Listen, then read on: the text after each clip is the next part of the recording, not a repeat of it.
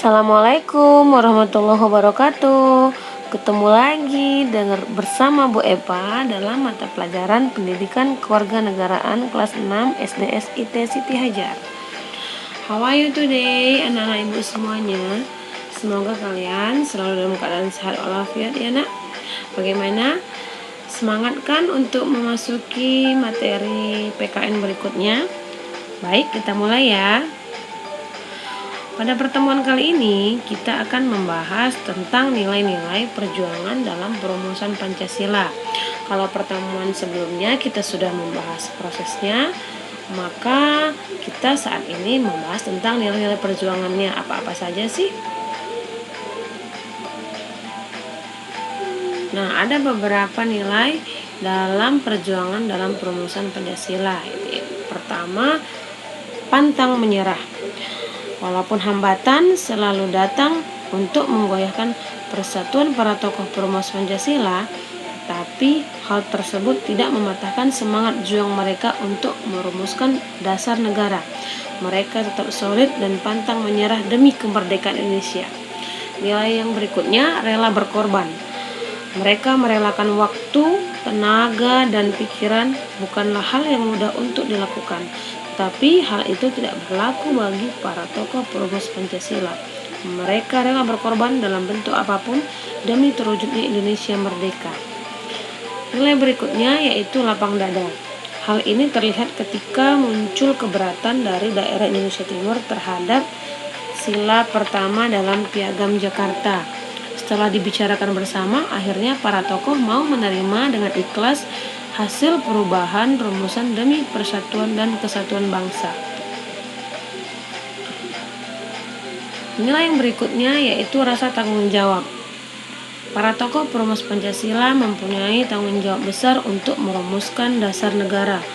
Mereka mengemban amanah untuk merumuskan dasar negara, dan ini bukanlah hal yang mudah karena mereka harus bertanggung jawab setiap tugas yang diberikan menyangkut kepentingan bangsa.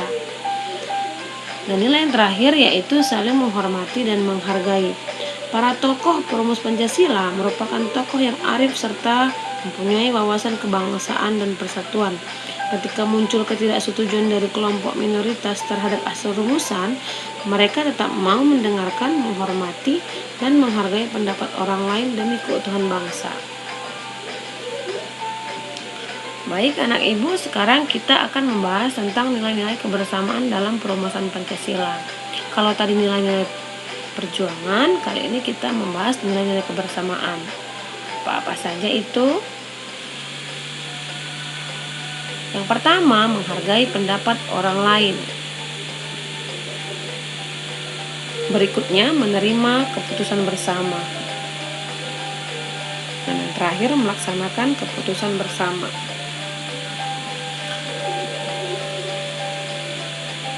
Bagaimana sih cara menghargai pendapat orang lain? Pertama, kalau kita berbicara atau memberikan pendapat harus sopan, tidak memaksakan pendapat orang lain dan tidak menyimpang dari pembicaraan atau masalah yang dihadapi, tidak memotong pembicaraan orang lain, dan tentunya isi pembicaraan mengutamakan kepentingan bersama. Berikutnya kita akan membahas meneladani nilai-nilai perjuangan tokoh perumus Pancasila.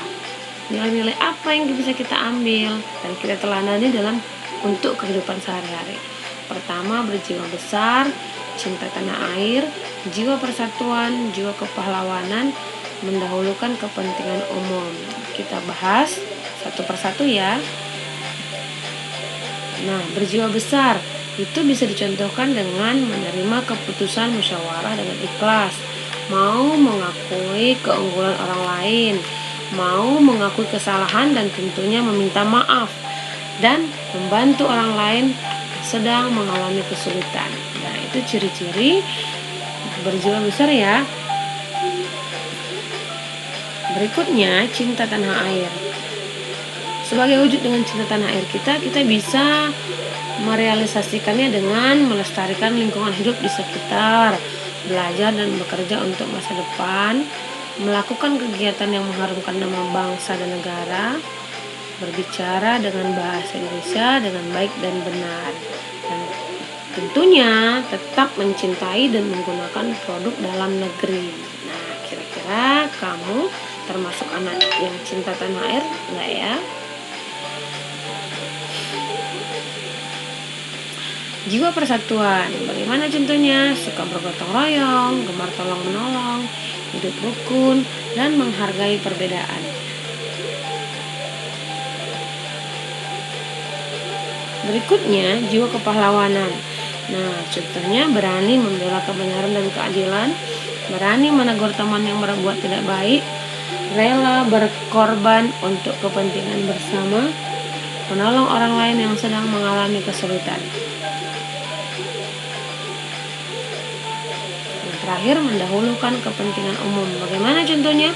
Rela menyisihkan uang jajan untuk perayaan hari kemerdekaan di kampung bersama warga, mengikuti kerja bakti di kampung daripada pergi bertamasya. Nah, kira-kira kamu termasuk nggak ya? Dan ikut membantu menyiapkan barang-barang yang akan diberikan ke panti asuhan daripada bermain sepeda di jalan. Pastinya lebih banyak lagi ya nak, contohnya ini hanya contoh sebagian kecil saja.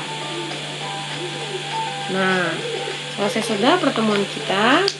Selanjutnya, tugas yang harus kamu kerjakan yaitu kamu jawablah pertanyaan di bawah ini dan tulis di buku tulismu. Yang pertama, apa bukti para tokoh perumus Pancasila berjiwa besar? Yang kedua, mengapa kepentingan umum harus diutamakan daripada kepentingan pribadi atau kelompok? Yang ketiga, bagaimana pendapatmu jika ada orang yang tidak mau melaksanakan keputusan bersama? Dan yang terakhir, jika ayahmu menolong tetangga yang mengalami kesulitan, apakah berarti ayahmu memiliki jiwa kepahlawanan? Nah, kira-kira jiwa kepahlawanan enggak ya? Dan berikan apa alasannya? Oke, anak ibu semuanya, sekian pertemuan kita. Assalamualaikum warahmatullahi wabarakatuh. Tetap semangat, jaga kesehatan. See you anak-anak soleh dan soleh Bu Eva.